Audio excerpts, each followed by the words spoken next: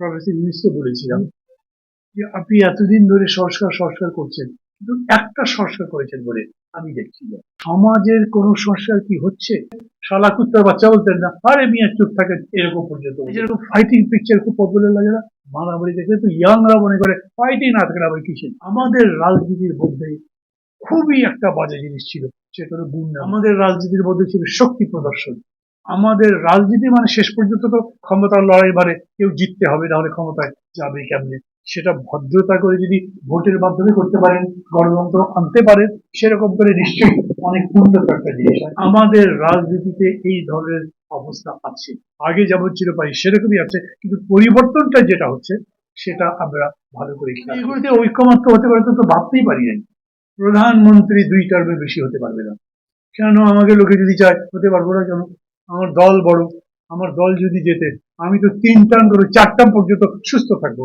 আমার বয়স এখন মাত্র কত 35, প্রথমবার ইলেকশন করলাম, জিততে পারি আরো 60 বছর বয়স পর্যন্ত। 30 বছর বয়স পর্যন্ত আমি প্রধানমন্ত্রী হতে পারবো না কেন? কিন্তু সব মিলে কোনো মানুষ 10 বছরের বেশি প্রধানমন্ত্রী করতে পারবে না। আপনি তার জবাবদার এখন সুযোগ নেই, কিন্তু নিজেরা ভাবেন, কি মনে করেন ভোট হবে? আমাদের এই দেশে এই ভোট যদি না হতো তাহলে কি হতো? যদি হতে না পারে তাহলে কি হবে?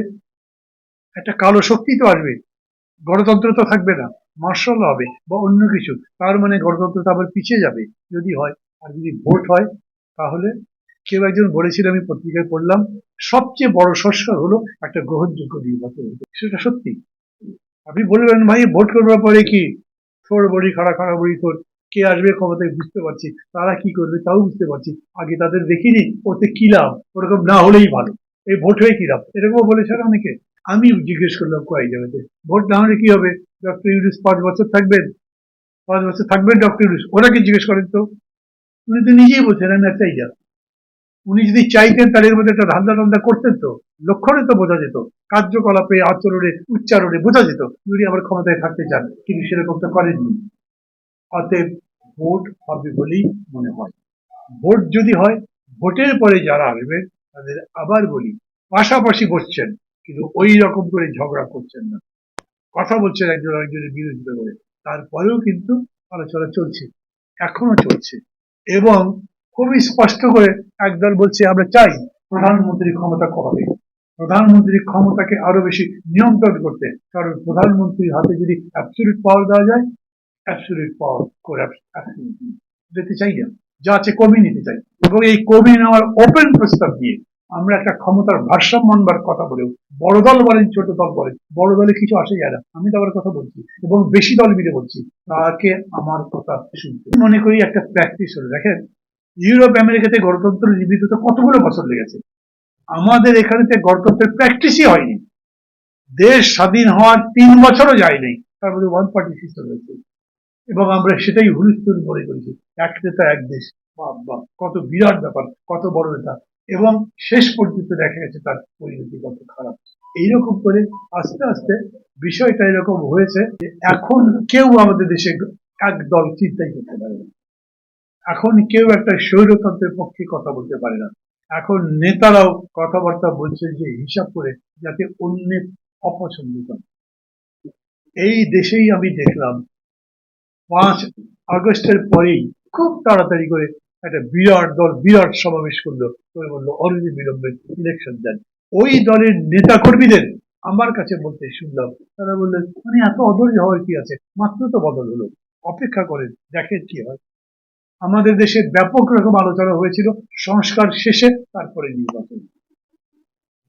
এখন এরকম হচ্ছে না কেন? সংস্কারটা ঠিক মতো করা যাচ্ছে না, আটকে যাচ্ছে। কারণ আপনি কি জোর করে এক পক্ষে সংস্কার করে ফেলবেন?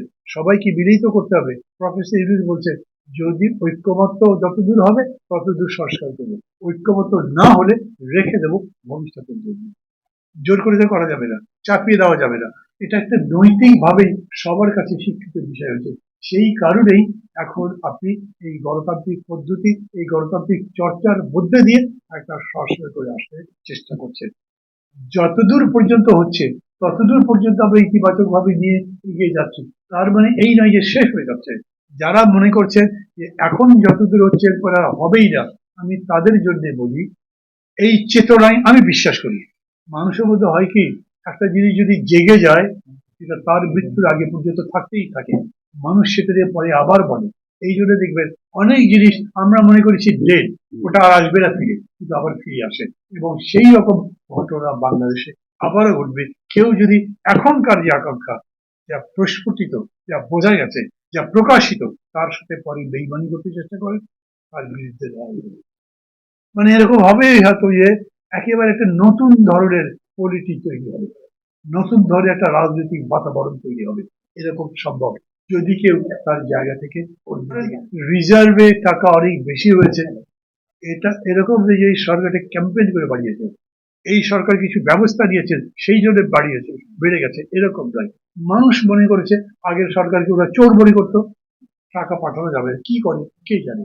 কিন্তু এখন যখনই সরকার বলছেন তার রিজার্ভের দরকার, দেশে থেকে আমরা বলছি, তখন বিদেশ থেকেও তারা মনে করছে পরিবর্তন হয়েছে, পরিবর্তন আরো হবে, এদের বিশ্বাস করা যায়, আমাদের টাকা বার যাবে না, চুরি করবে না, লুট হবে না, এই জন্য রিজার্ভটা বেড়ে গেছে। এরকম তো হবেই। শাসনের কোয়ালিটিটা ইম্পর্টেন্ট, তার চাইতে যদি বড় করে বলেন তাহলে শাসনটা ইম্পর্টেন্ট, গভর্নেন্স। আমি একজনকে বললাম যে বুঝতে হবে আপনাকে, গভর্নেন্স ইজ পলিটিক্স। উনি গভর্নেন্সে আছেন, মানে উনি শাসকদের একটা অংশ,